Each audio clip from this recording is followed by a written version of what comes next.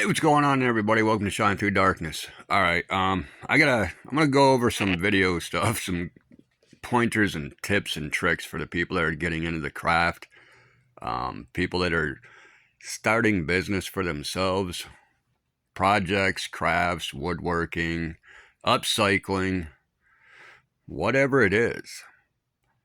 The number one thing, well, the two number one things, the two most important things when you're getting into doing business.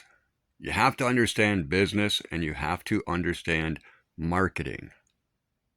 If you don't understand business and you don't understand marketing, you're not going to make it far. You really aren't. I'm an established artist. I've been doing art for 44 years. I've been upcycling for 40 years. I've been self-employed pretty much my whole life. A lot of people didn't agree with that. A lot of people told me to get jobs and stuff like that. And I was just never a 9-to-5 type of person. I don't see why I should make someone else $1 million when I can barely make ends meet.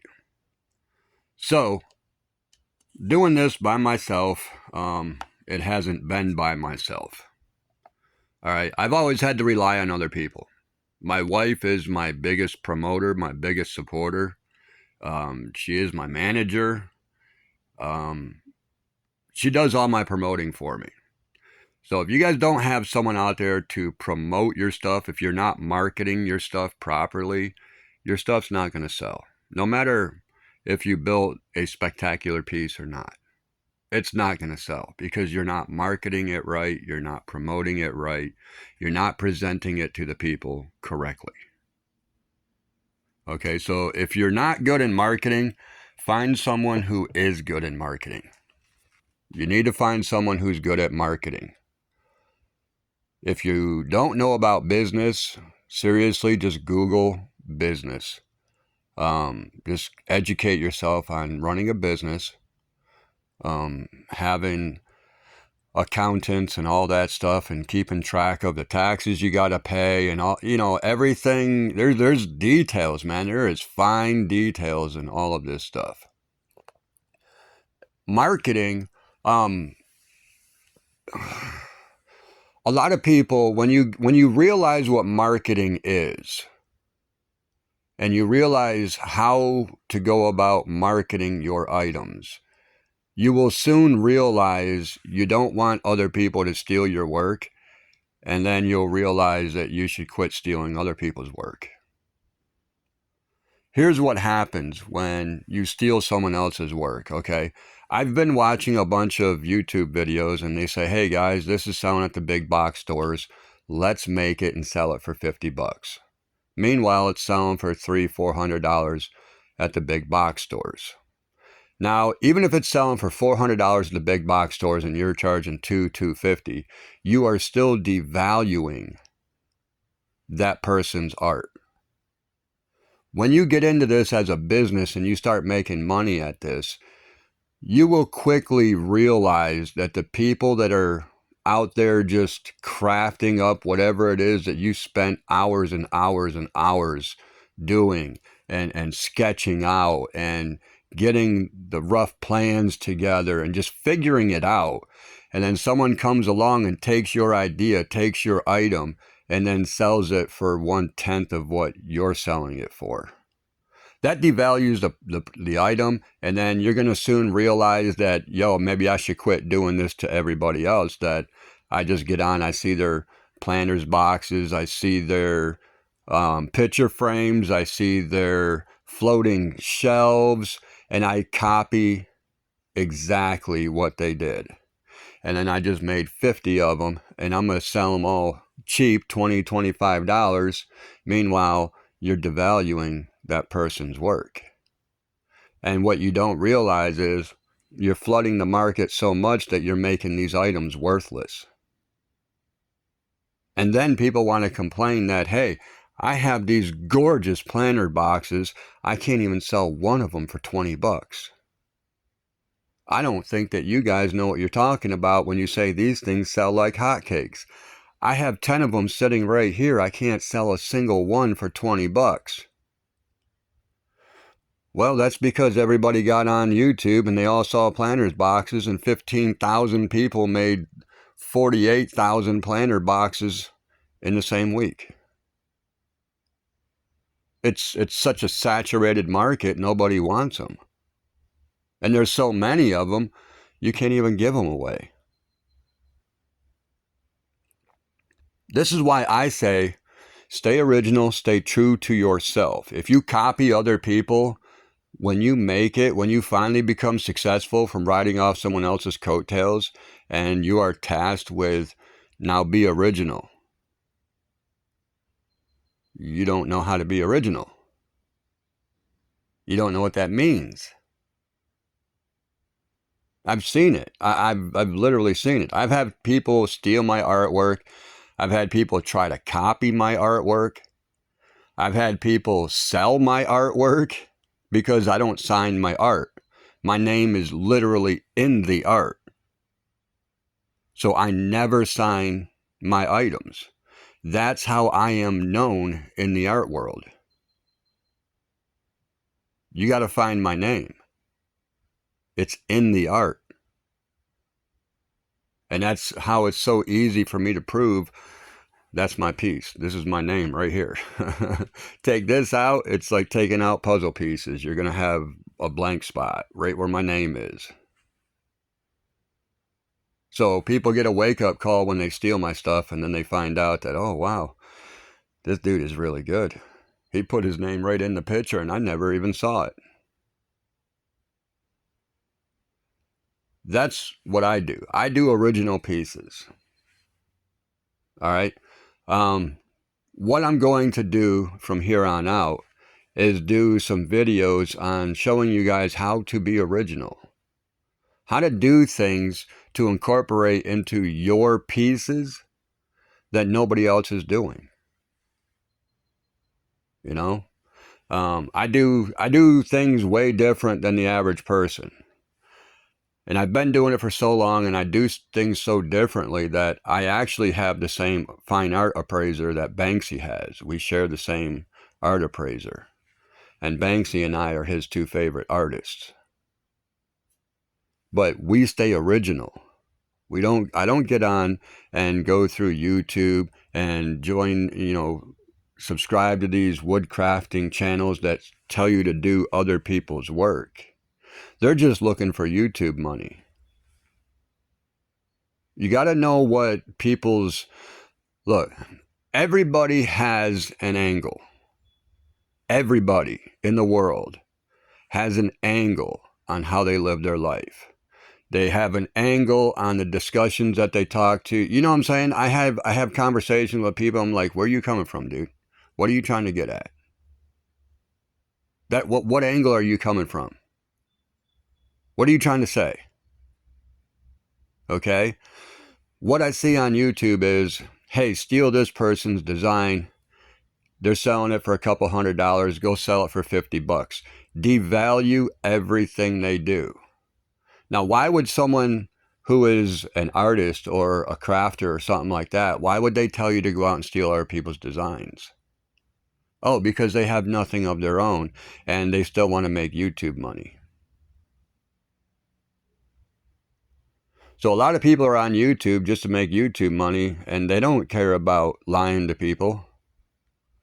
I mean, there was this dude, Couch Collectibles, kept, for 4 years told everybody to search their pockets for all these coins, and then come to find out the coins ain't even worth anything.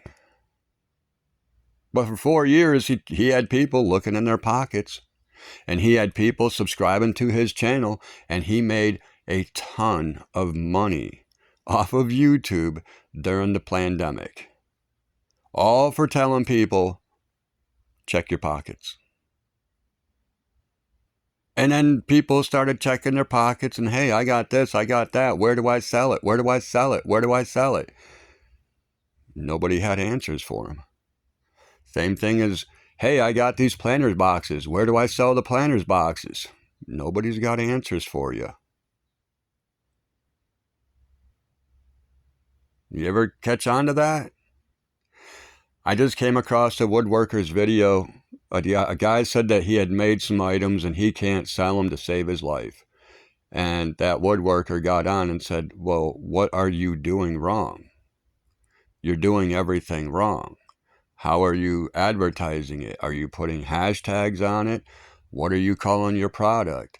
You have to put a lot of description in your product. You have to do this, you have to do that.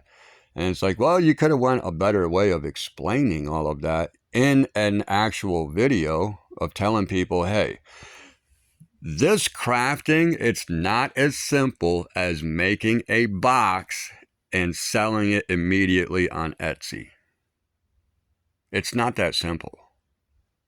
It took me, a lot of people say I had overnight success. Man, that was a long night, dude, because that night took 26 years. That was one heck of a long overnight.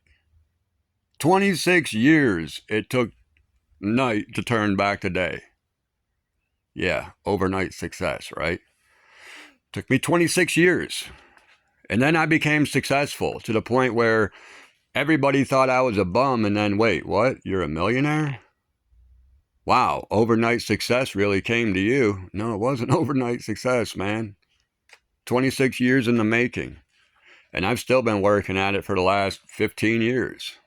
16, 17 years, whatever. I've still been working at it. So this is never an overnight success. And if you think that you're going to start crafting today and get 50 grand tomorrow, you're on crack. If you think you can start crafting today and make some money tomorrow, let's see what your skill is like. Let's see what your marketing is like. Let's see what your pricing is like. Maybe you'll start making money tomorrow. Maybe. Location, location, location. You ever hear that? I have an art gallery in North Carolina. I live in Pennsylvania. That's 10 hours away. My art won't sell up north. It sells like hotcakes down south, not up north. There's not that many northern people that deal in art. They're stuck in the snow too much to really care about art.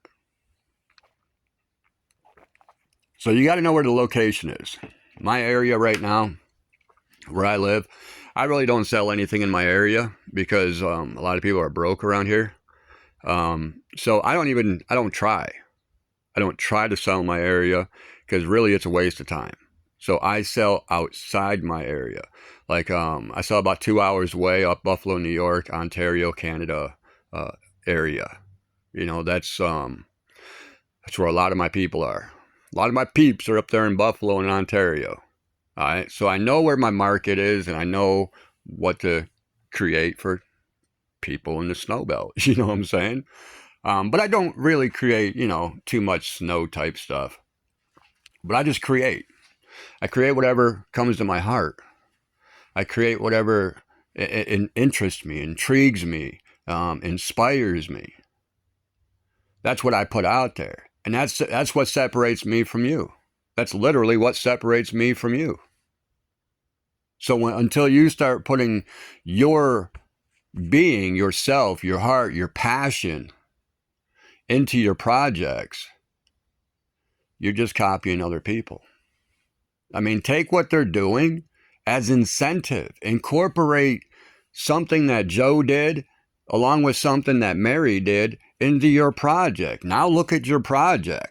You didn't copy them per se, but you took cues from Joe and Mary and incorporated it into your project. Dude, that's banging, dude. Look at that. Look at that masterpiece. You feel me? Now, another thing with tools. People think they need all these tools and stuff like that. No. I just bought that miter saw a couple weeks ago. I just bought the hand planer a couple weeks ago. I just bought the Makita drill a couple weeks ago. I just bought the shop vac a couple weeks ago. Just got the lawnmower a couple weeks ago. A lot of this stuff, dude, I just got a couple weeks ago because I thought it would help me out. Dude, that miter saw is a pain in the ass, dude. I can make cuts with my circular saw, wherever that went. I don't know where that went. I just had it in that bucket. But anyways, oh, there it is, the skill saw. You can cut 15 2x4s with that thing, and you might have maybe a Dixie cup worth of sawdust. You make one cut on a 2x4 with that miter saw, this entire area has 5 inches of sawdust everywhere. That thing just shoots sawdust. It makes sawdust. You ever see them snowmakers? That thing's a sawdust maker. I got vacuum hose hooked up to it and everything. It's a mess. It's a mess. I regret buying it. I really do. I know I don't use it. I don't use it unless I really, really, really, really, really, really have to. And then it's like, it's a chore. Because there's so much freaking sawdust that comes from that saw. I've never seen that before. But anyways, people think they need the best of the best of the best. You need Milwaukee. Everything has to be Milwaukee. My ex-brother-in-law is like that. Everything is Milwaukee. And I have Bauer tools that outdo his Milwaukees. And Bauer tools are Harbor Freight. All right, I love Harbor Freight. People knock Harbor Freight. I love Harbor Freight.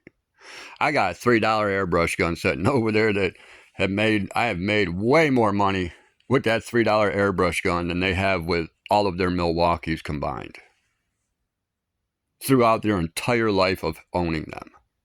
I've made more with a $3 Harbor Freight airbrush gun than they have with all of their tools. I'm not joking. So it doesn't matter the tools to a point. Okay, if you get really crap tools, like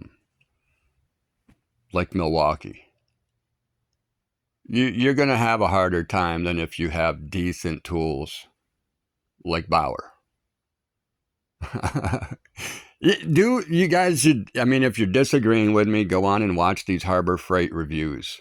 Harbor Freight, these Bauers and stuff like that, they're kicking Milwaukee and Makita's asses. They really are. So you guys can spend triple and quadruple the amount on a Milwaukee that I spend on a Bauer. And my Bauers still last, dude. I mean, my tools are 20, 30 years old. This drill, what is this, a Black & Decker? Yeah, it's 18 years old. That's over 20 years old. That's from like 1997. Dude, I mean, my tools are old, man. I've been using my tools for ages. Ages and ages and ages.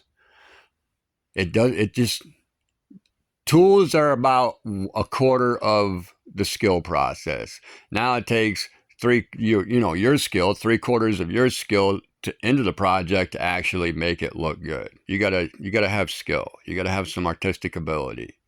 Because I've used a Dremel for 20 years, dude. I've never had a bandsaw, just a jigsaw. And I have grinders, and I just use tools that work. But you don't need all these expensive tools. You don't need $30,000 worth of cabinets. You don't need a $17,000 laser engraver. You don't need a $25,000 CNC machine. You don't need a $12,000 lathe. You don't need these tools. Unless you are specifically doing something that requires these tools. Like putting programs into a CNC machine, sitting back, watching the CNC machine cut out whatever it is, and then taking that to an art show and claiming you're an artist. No. If you run machines, it's like going to, real quick, I'm going to close up on this. This is a big thing with me, dude. It's like going to Boston Robotics and getting one of their AI dogs. Teaching that dog, programming that dog to do every trick known to a dog, and then to complete the agility course in the fastest time possible. And Boston Robotics goes to a dog show, and they win the agility contest, and they win this contest and that contest, and overall that Boston not Boston Acoustics, dude, Boston Logistics or whatever it is, robotics, Boston Robotics, man, everything but robotics was popping into my head. The Boston Robotics dog wins overall first place in the dog show. Is that fair? Is that even right? Is that even acceptable? That's not even a dog. And then you get the people that use CNC machines and laser engravers, and then they take their piece of work to an art show and they win the art show. That's not even legit. They're not even an artist. And I've had this conversation with people because I've been drawing, I've been doing things by hand for 44 years. These people are having machines do it to them, and they just started 2 months ago. Machines are doing it. AI is doing it for them. And they want to consider themselves artists. No. No. The fewer tools that you use in your craft, that shows your skill. If you can bang something out and make it absolutely gorgeous, and the fewer you use the minimal amount of tools possible, that's craftsmanship. When you start using a CNC machine, a lathe, and a laser engraver, and all you got to do is punch in some programs into the AI, you're not an artist. You're not even a crafter. You're someone who has no ability to do it, and that's why you have machines doing it for you. It's just that simple. So, number one thing, understand business. Number two, understand marketing. Number three, understand you're now going into business for yourself, and this is a minimum 40-hour-a-week job. And if you can't deal with that, do not start it.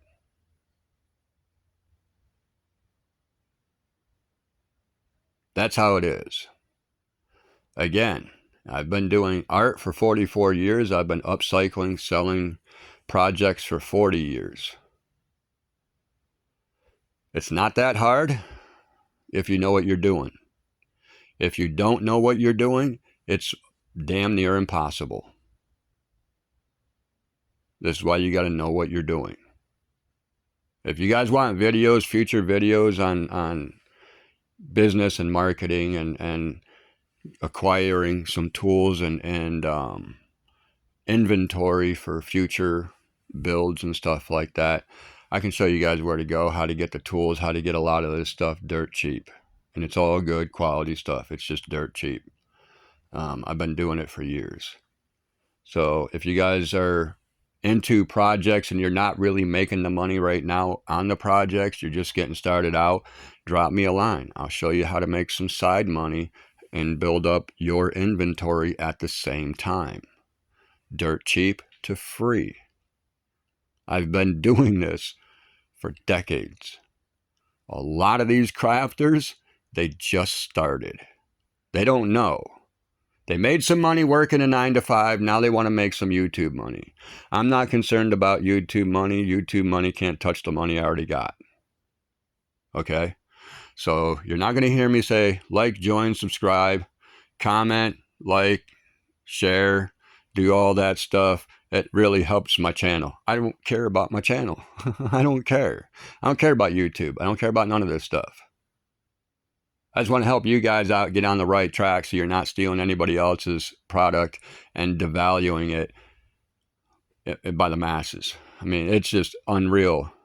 40,000 planter boxes made last month. Wonder why nobody can sell them. Well, you all took one idea, and that's all that anybody wanted to do. Let's make 40,000 planter boxes and saturate the market and make them worthless. Oh, gee, we did that? Yeah, you guys did. So understand business, understand marketing, understand oversaturating the field. You don't want to do that. All right. So till next time, guys. Take care. Peace and love. Shine through darkness. And like I said, study business, study management, and then go from there. Are you ready to make this a full-time 40-hour-a-week job? Are you prepared for that? If you're not, don't start.